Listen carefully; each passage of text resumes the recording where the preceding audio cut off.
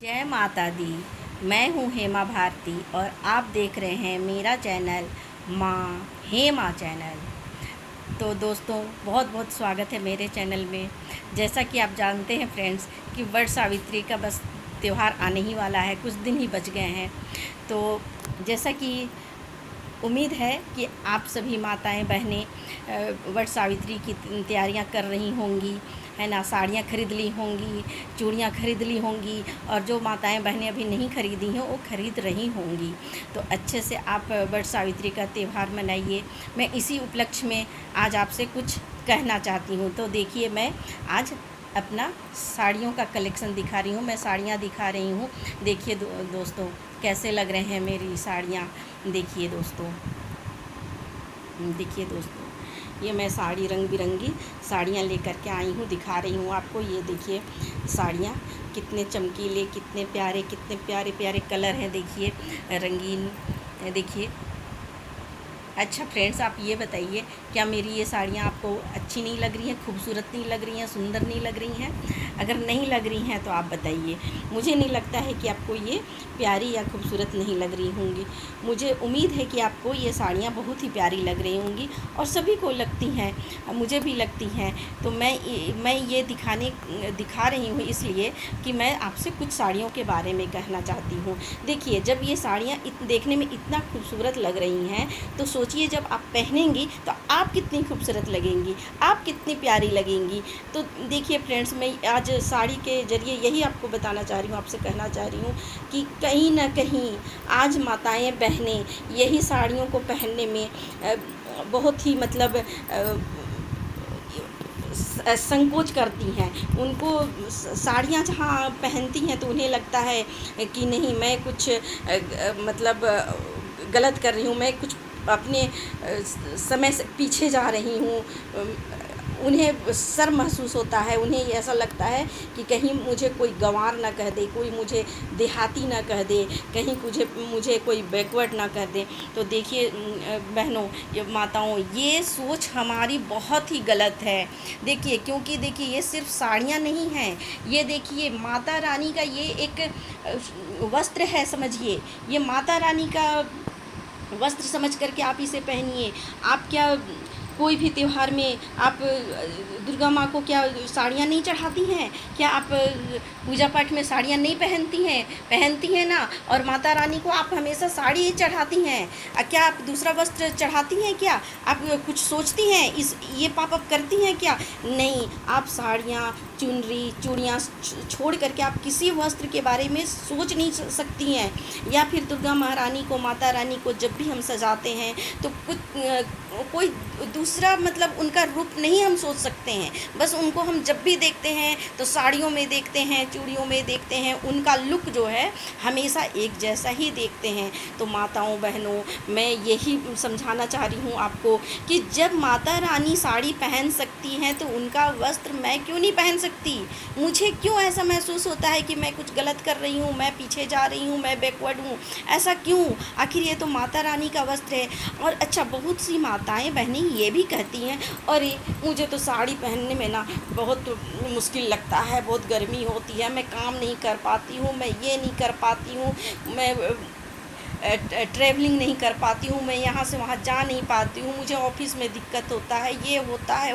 ना जाने कितने ही नखरे हैं साड़ी को लेकर आज की महिलाओं को।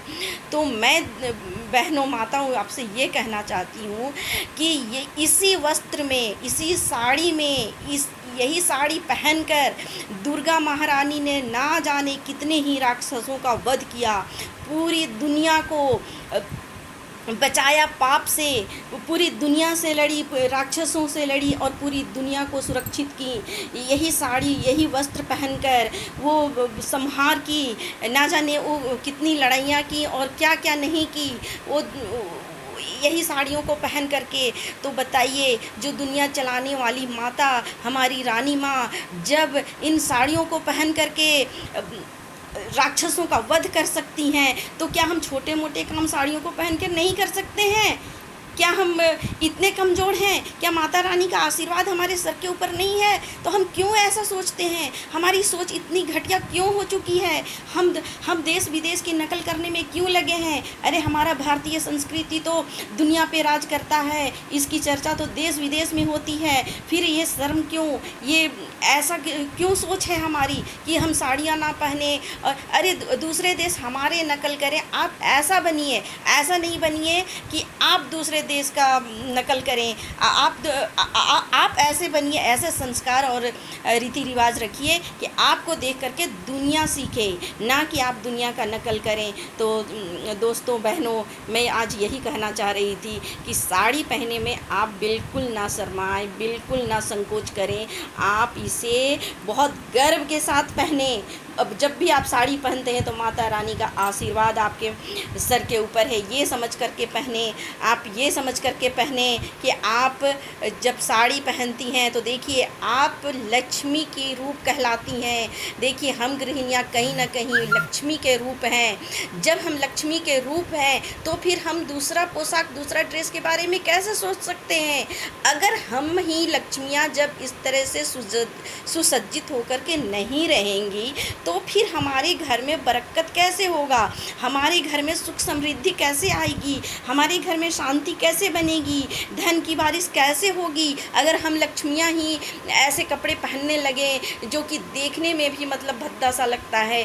अगर आप देखिए साड़ी जब आप पहनती हैं ना बहनें, तो मतलब एक अंदर से खूबसूरती आपके मुख पर दिखाई देती है, और वो खूबसूरती जो आती है नज़र, वो देखिए सिर्फ आपको ही नहीं, बच्चे बूढ़े सभी उससे सभी उस पर लोभित हो जाते हैं, सभी आकर्षित हो जाते हैं। सिर्फ महिलाओं को ही नहीं, देखिए पुरुष भी। देखिए आपको एक उदाहरण देती हूँ, जब लड़की बड़ी होती है और जब वो सलवार सूट पहनती है, फ्रॉक पहनती है, और जब वो बड़ी हो जाती है और जब वो साड़ी पहनती है तो देखिएगा देखने वाले मोहल्ले के लड़के जो भी उसके क्लास के हैं, जो भी हैं, सब देखते रह जाते हैं। इतनी खूबसूरती आती है उसमें, एकदम निखर के आता है उसकी खूबसूरती।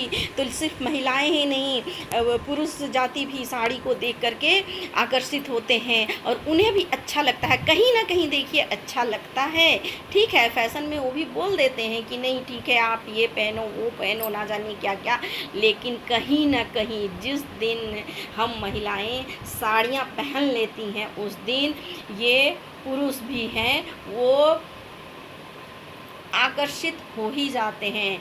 ये बात तो आप गांठ बांध लीजिए कि साड़ी पहनने से आपकी शोभा जो है वो बढ़ती है, कभी घटती नहीं है।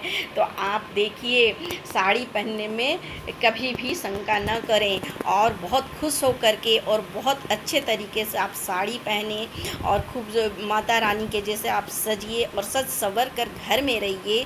और आप देखिएगा उसके बाद इतनी खुशियाँ आपके घर में आएगी, सुख समृद्धि आएगी, आप खुश रहेंगे और पूरे परिवार के साथ आप खुश रहेंगे। और जब इस तरह से खुशियाँ हमारे घर में आएंगी तो ये धरती स्वर्ग ज़रूर बनेगा और पूरा धरती जगमगा उठेगा, खुशहाली हमारे धरती में पूरा फैल जाएगा। तो इस तरह से देखिए खुशियाँ मिलती हैं। तो इस छोटी छोटी खुशियों को आप देखिए, ये छोटी खुशी नहीं है, ये बहुत बड़ी बात है कि आज हम माता रानी का जो पोशाक है, जो वस्त्र है, जो लक्ष्मी माँ का जो वस्त्र है उसे आज हम छोड़ दिए हैं।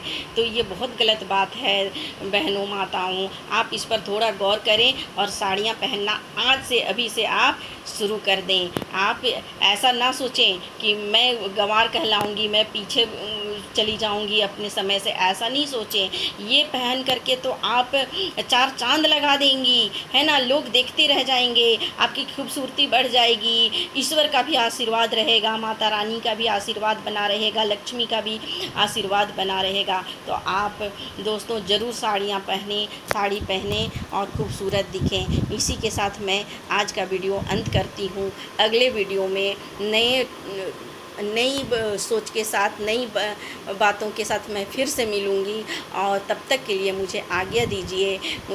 मुझे उम्मीद है कि आपको ये वीडियो बहुत ही पसंद आया होगा, और अब तक आपने अगर मेरे चैनल को सब्सक्राइब नहीं किया है तो प्लीज़ आप सब्सक्राइब कर दें, और आप बेल आइकन को ज़रूर प्रेस करें ताकि मेरे वीडियो आप तक सबसे पहले पहुँचे।